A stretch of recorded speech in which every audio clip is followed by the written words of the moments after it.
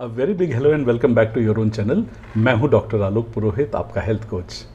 आज इस एपिसोड में हम आपसे बात करेंगे एक बहुत ही कॉमन समस्या की जो सारे डायबिटिक्स के साथ बहुत आम होती है। और अगर आप स्पेशली एक न्यूली डिटेक्टेड डायबिटिक हैं या आपका इलाज शुरू हुए अभी कुछ हफ्ते या कुछ महीने ही गुजरे हैं और आप बहुत सारी वाजिब और गैर वाजिब इंफॉर्मेशन से बॉम्बार्डेड हैं, आप बहुत ज़्यादा एंग्जाइटी और स्ट्रेस से पीड़ित रहते हैं, अगर ये आपके साथ भी होता है तो आपको ये एपिसोड ज़रूर देखना चाहिए। आज हम उन 12 चीज़ों के बारे में बात करेंगे जिनको अगर आप लगातार मॉनिटर करते हैं तो आप बहुत कॉन्फिडेंटली अपनी डायबिटीज़ को मैनेज कर सकते हैं बिना किसी भी स्ट्रेस को लिए हुए। सबसे पहला, आपको अपना इंसुलिन और सी पेप्टाइड का लेवल ज़रूर चेक कराना चाहिए यदि अपनी पिछली रिपोर्ट में आपने ये चेक नहीं कराया है तो। ये एक बड़ी कहानी कहता है आपके पैनक्रियाटिक फंक्शन की और आपके ब्लड में मौजूद इंसुलिन के लेवल्स की, क्योंकि आपको अगर डायबिटीज़ को मैनेज करना है या उसको रिवर्स करना है तो ये दो नंबर्स बहुत क्रिटिकल होते हैं। और सी पेप्टाइड के आधार पर इवन आपको ये भरोसा भी हमेशा जागृत रहता है कि आपका पैनक्रियाटिक फंक्शन या आपके बीटा सेल्स का फंक्शन सही लेवल पर है। पॉइंट नंबर 2, डायबिटीज़ एक बहुत ही डायनेमिक डिजीज़ है जिसकी वजह से अगर आप आज अपना ब्लड शुगर करते हैं, कल करते हैं और परसों करते हैं, आपको तीनों दिन अलग अलग रीडिंग्स मिल सकती हैं। बहुत सारे फैक्टर्स सेम होने के बावजूद भी, जैसे अगर आप सेम खाना खाते हैं, सेम टाइम सोते हैं, फिर भी आपके नंबर्स प्लस माइनस 10, 15, 20 यहाँ वहाँ हो सकते हैं, आपके हार्मोनल फंक्शंस की वजह से, स्लीप की वजह से, स्ट्रेस की वजह से वगैरह वगैरह। अगर आप ऐसा ऑब्जर्व करते हैं तो हमेशा ध्यान रखिए आपको अपनी ब्लड शुगर की रेंजेस में मॉनिटरिंग करनी है, ना कि एक बहुत स्पेसिफिक नंबर को चेज करना है, क्योंकि आप कितनी भी कोशिश करें आप एक नंबर को एक जगह हर दिन उसी समय नहीं रख पाएंगे। आप फॉर एग्जांपल यदि आपका फास्टिंग का जो नॉर्मल नंबर है अगर वो 100 है, अगर आप 85 to 115 है तो आपको बहुत ज़्यादा तनाव लेने की ज़रूरत नहीं है। और कभी अगर ये नंबर 120, 125 भी जाता है तो आपको दूसरे कारणों की जानकारी हमेशा रहनी चाहिए ताकि आप उस दिन के रेज्ड ब्लड शुगर को एक्सप्लेन कर सकें। तीसरा, सिमिलर टाइप के फूड्स जो आप खाते हैं उनके रिस्पांस को मॉनिटर कीजिए। फॉर इंस्टेंस, आप जैसे ही डायबिटीज़ की जो रेकमेंडेड डाइट्स होती हैं अगर आप वो शुरू करते हैं और मेडिसिन शुरू करते हैं तो आपके नंबर्स कंट्रोल में आने शुरू हो जाते हैं। आप जो भी फूड्स कंज्यूम करते हैं उनमें आप देखेंगे ग्रेजुअली, अगर आप मेंटेन बहुत अच्छे से करते हैं, अगर आपकी exercise, diet, time to eat, medicine सब कुछ अगर सेम है तो आप पाएंगे कि सिमिलर फूड्स पे आपका रिस्पांस धीरे धीरे इम्प्रूव होता है over a period of time. अगर ऐसा है तो आपको ज़रूर इसका अंदेशा पहले से होगा कि आपकी डायबिटीज़ इम्प्रूव हो रही है। और अगर ये नहीं तो कम से कम आप ये ज़रूर जान पाएंगे कि वो कौन से फूड्स हैं जो आपको नुकसान करते हैं और वो कौन से फूड्स हैं जिनको खाने से आपकी ब्लड शुगर में स्पाइक नहीं आता है। पॉइंट नंबर 4, अपने वज़न को मॉनिटर कीजिए।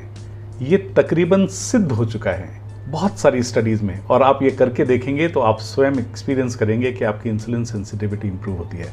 अगर आप अपने वज़न में लगभग 8 से लेकर 12% तक का वज़न कम कर लेते हैं तो ये निश्चित है कि आप इम्प्रूवमेंट की ओर ही अग्रसर हो रहे हैं, क्योंकि आपकी इंसुलिन की नीड कम होती है, आपका वेट धीरे धीरे कम होने लगता है और ग्रेजुअली आपकी डायबिटीज़ इम्प्रूव होती है। वज़न पर ध्यान रखकर आप अपनी डायबिटीज़ के प्रोग्रेशन को या अपनी मैनेजमेंट की एफिशिएंसी को बहुत अच्छे से मॉनिटर कर सकते हैं और चिंता मुक्त रह सकते हैं। नंबर 5, अपने HbA1c पर निगाह रखिए।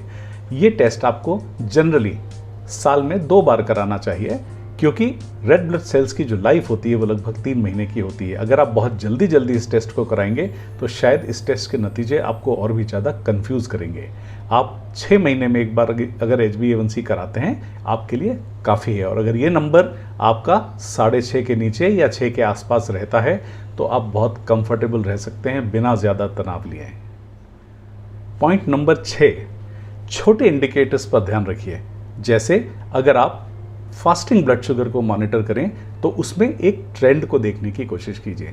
यदि आप पाते हैं कि आपकी फास्टिंग ब्लड शुगर कभी थोड़ी सी ज़्यादा आती थी, 115, 20, 25, 30 भी आती थी, और अगर वो धीरे धीरे नीचे की तरफ एक डाउनवर्ड ट्रेंड में आ रही है, इसका मतलब है कि आपका इंसुलिन रेजिस्टेंस धीरे धीरे घट रहा है। ऐसे छोटे छोटे जो पॉइंटर्स होते हैं जिनको आप अपने घर पर चेक कर सकते हैं, यदि आप उनको मॉनिटर करें तो आपके लिए बहुत फ़ायदेमंद भी होगा और थोड़ी सी तनाव से मुक्ति भी आपको हो सकेगी।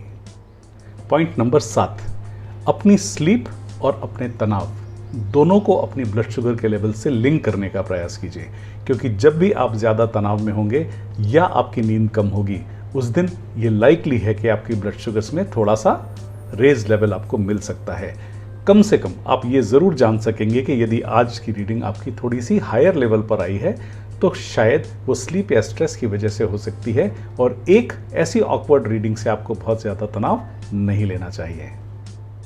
पॉइंट नंबर 8, यदि आप अपने घर पर अपनी शुगर की मॉनिटरिंग खुद करते हैं तो थोड़े बहुत नंबर्स के वेरिएशन की वजह से आपको किसी भी मैड रश की वजह से हॉस्पिटल्स भागने की आवश्यकता नहीं है। आपके लिए ये पर्याप्त होगा जानना कि यदि आप 140 के नॉर्मल नंबर की जगह यदि आप 160, 65, 70 भी चले जाते हैं तो ये कोई जानलेवा नहीं है। बस उसके रीजंस को एनालाइज कीजिए, और अगर ये ट्रेंड बनता है तो 2 दिन, 4 दिन, 7 दिन में आप अपने डॉक्टर को विजिट कर सकते हैं यदि आपको ऐसा लगता है कि बहुत कंसिस्टेंटली ऐसा हो रहा है, और तब आपको अपनी रीडिंग्स अपने साथ लेकर जानी चाहिए, और साथ ही साथ अपने फूड आइटम्स और दूसरे फैक्टर्स को एनालिसिस करने के बाद ही आपको अपने डॉक्टर से बात करना चाहिए।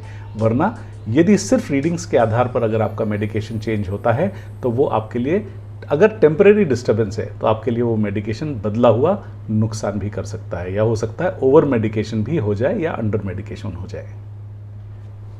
नंबर 9, अपने दूसरे इंडिकेटर्स को, यानी जब भी आप अपने साल में 2 बार टेस्ट कराते हैं तो kidney function test, liver function test, आपके लिपिड्स और ट्राइग्लिसराइड्स, स्पेशली इन 3 या 4 इंपॉर्टेंट पैरामीटर्स का आपको बहुत ध्यान रखना चाहिए। इनमें यदि कोई बदलाव नहीं आ रहा है तो आप ब्रॉडली ये मानकर चल सकते हैं कि आप बहुत सेटिस्फैक्ट्री लेवल्स पर अपनी डायबिटीज़ को मैनेज कर रहे हैं, और आपको बिल्कुल स्ट्रेस लेने की आवश्यकता नहीं है यदि सारे पैरामीटर्स आपके ठीक रेंजेस में आते हैं तो। Point number 10, urination, infection, eyesight और फीट यानी अपने पैरों की स्थिति, पंजों की स्थिति, उन पर निगाह रखिए। इनमें किसी भी तरह के अनयूजुअल चेंजेस आने, जैसे आपका चश्मे का नंबर बार बार बदलना, या यूरिनेशन में किसी किस्म की प्रॉब्लम नज़र आना, किसी कलर का एबनॉर्मल होना या इन्फेक्शन होना, इस तरह की अगर कोई समस्याएं अगर आपको आती हैं तो आपको बहुत ध्यान इनका संज्ञान लेते हुए या इनको नोटिस करते हुए आपको अपने डॉक्टर से अगली विजिट पर बात ज़रूर होना चाहिए। और यदि ये सिम्टम्स बहुत फ्रीक्वेंटली या थोड़े सीवियर हैं तो आपको इमीडिएटली अपने डॉक्टर को रिपोर्ट करना चाहिए। पॉइंट नंबर 11 और इस एपिसोड का लास्ट पॉइंट, अगर आप ध्यान से नोटिस करें तो जब भी आप डायबिटीज़ में कोई इम्प्रूवमेंट लाते हैं या किसी किस्म के रिवर्सल की तरफ जाते हैं, तब आप अपनी इंसुलिन सेंसिटिविटी को बेहतर होता हुआ महसूस करेंगे। फॉर एग्जाम्पल, अगर आप एक लेट्स से एक छोटा सा बाउल ऑफ राइस खाते हैं और आज से 6 महीने पहले अगर आपकी ब्लड शुगर राइस खाने के बाद 170, 180 चली जाती थी, और यदि वही बाउल ऑफ राइस खाने के बाद यदि आप आज 140, 145 पर आ रहे हैं, इसका मतलब है your body's ability to handle carbohydrates is improving और आपकी इंसुलिन सेंसिटिविटी में सुधार हो रहा है।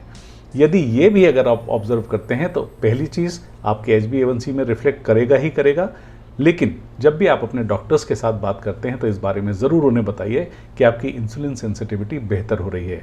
अगर ऐसा है तो वो आपके मेडिकेशन में डाउनवर्ड एडजस्टमेंट कर सकते हैं।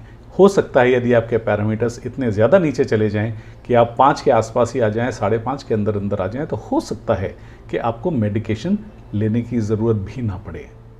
आज जिन चीज़ों की मॉनिटरिंग के बारे में हमने आपसे बात की, यदि आप इन 10-11 इंपॉर्टेंट पॉइंट्स को मॉनिटर अच्छे से करते हैं, आप यकीन मानिए आपके लिए एंग्शियस होने की बहुत गुंजाइश नहीं है। और ये छोटे छोटे नंबर्स को चेज़ करने से हम लाइफ में सिर्फ एक ही उद्देश्य ना बनाए कि लाइफ में सब कुछ खत्म हो गया, मुझे सिर्फ एक नंबर को चेज़ करना है। You have to chase your wellness. अगर आप फास्टिंग का नंबर देखें, आप 120, 125 तक भी हैं, आप डायबिटिक थे और अब आप 120, 125 में भी हैं, आप सुधार कर रहे हैं। और ये नंबर्स ऐसे नहीं होते हैं कि आपको बहुत ज़्यादा साइड इफ़ेक्ट्स होंगे या लंबे रन में आपको परेशानियां होंगी। अगर आप पोस्ट मील शुगर का नंबर 160, 155, 165 2 घंटे के लिए मेंटेन करते हैं तो ये बहुत बड़ी आफत आने वाली नहीं है। और डायबिटीज़ तो एक चीज़ है यकीनन, लेकिन आप मानकर चल सकते हैं हम this body is a fantastic machine. ये अपने आप को रिपेयर भी करती है। उन सारे फैक्टर्स को जिनके बारे में आप चिंता करते हैं, उन सब में एक इंटरनल बैलेंसिंग इक्विलिब्रियम बनाकर चलती है। सिर्फ आपको उसको सही स्टिमुलस देने होते हैं। यदि आप अपना परहेज़, सही diet, exercise, rest and sleep, anxiety को कम रखना, इन सब एलिमेंट्स को यदि आप मैनेज करते हैं तो आप बहुत आराम से अपनी डायबिटीज़ को मैनेज कर सकते हैं और बहुत कॉन्फिडेंटली। आपको यदि आप इन 10-11 एलिमेंट्स को कंट्रोल ठीक से करते हैं और उनकी मॉनिटरिंग करते हैं तो आप यकीन मानिए आपकी एंग्जाइटी और स्ट्रेस का आपकी लाइफ में कोई स्थान नहीं है और होना भी नहीं चाहिए। हमारी लाइफ में बहुत सारे दूसरे गोल्स हैं, ऑब्जेक्टिव्स हैं। हम सिर्फ 24 आवर्स एक नंबर को चेज करने के लिए नहीं लगा सकते। आप इस बात को समझ लीजिए, यदि आपके नंबर्स 10, 15, 20 पॉइंट प्लस माइनस चलते हैं, यहाँ तक तो आपको सोचने की भी दिक्कत नहीं है। ये नेचर है। इसमें अगर आप एक सामान्य व्यक्ति के भी कुछ टेस्ट कराएंगे तो वो प्लस या माइनस 2-4 पॉइंट्स यहाँ वहाँ जा सकते हैं किसी भी गिवन पॉइंट ऑफ टाइम पर। तो अपने इम्पॉर्टेंट गोल्स को चेज़ कीजिए, डायबिटीज़ के नंबर्स को चेज़ मत कीजिए। बस उनको एक सर्टन रेंज में मॉनिटर कीजिए और इन 10-11 एलिमेंट्स को अगर आप ठीक रेंज में रखते हैं तो आप चैन की नींद सोइए और डायबिटीज़ की चिंताओं से मुक्त रहिए। आपको बहुत लंबे समय तक कोई भी ऐसा साइड इफ़ेक्ट्स नहीं होने वाला है जितना आपको बताया जाता है। Have a good time and thanks for your valuable attention.